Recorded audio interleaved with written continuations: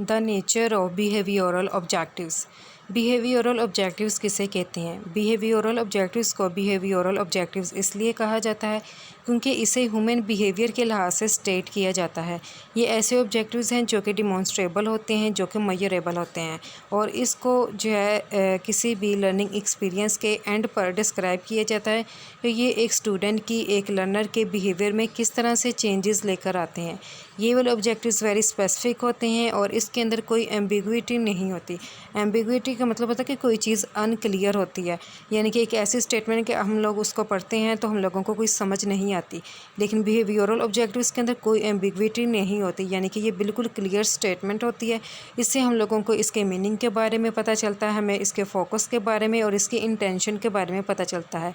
Behavioural objective short range के होते हैं, इसके अलावा ये टाइम बाउंड होते हैं, यानी कि वक्त के ऊपर ही जो है हम लोग इनको पूरा कर सकते हैं, और इसके अलावा ये क्वान्टिफिएबल होते हैं और ऑपरेशनल होते हैं।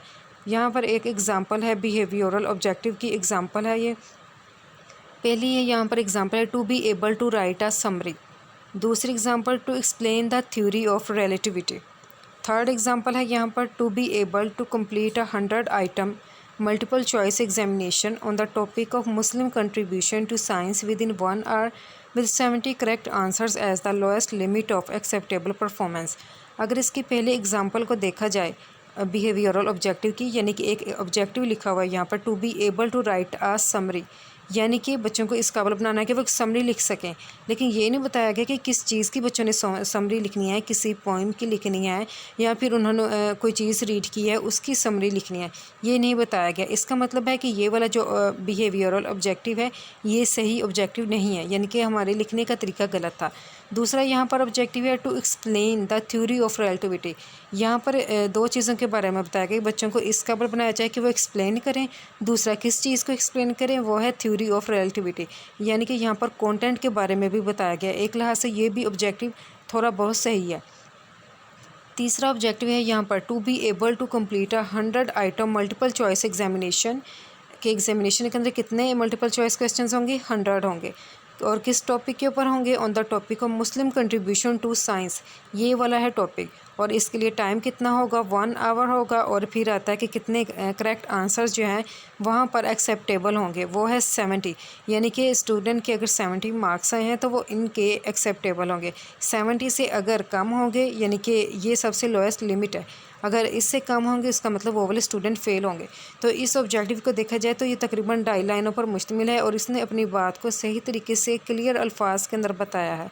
इसलिए बिहेवियरल ऑब्जेक्टिव्स ऐसे ऑब्जेक्टिव्स होते हैं जो कि क्लियर अल्फाज में होते हैं और हमें उसे पढ़ के ही पता चल जाता है कि हमारा क्या ऑब्जेक्टिव है। पहले और दूसरे ऑब्जेक्टिव को देखते हैं तो वहाँ पर ना ही टाइम के बारे में बताया गया है और ना ही बताया गया कि एक्सेप्टेबल लिमिट कितनी होगी। और पहले को देखा जाए तो उसके अंदर समरी के बारे में कहा गया था, लेकिन ये नहीं बताया गया कि कौन सी समरी जो है किस चीज़ की समरी लिखनी है। और सेकंड के अंदर भी हम लोग देख सकते हैं कि सिर्फ कंटेंट को बताया गया और ये बताया गया कि बच्चे सिर्फ उसको एक्सप्लेन कर सकेंगे। ये नहीं बताया गया कि बच्चे कब उसको एक्सप्लेन कर सकेंगे, कितने टाइम लिमिट के अंदर एक्सप्लेन कर सकेंगे। इसलिए जब भी बिहेवियरल ऑब्जेक्टिव्स को लिखा जाता है तो इसको क्लियर वर्ड्स में लिखा जाता है, इसको अनक्लियर वर्ड्स में नहीं लिखा जाता।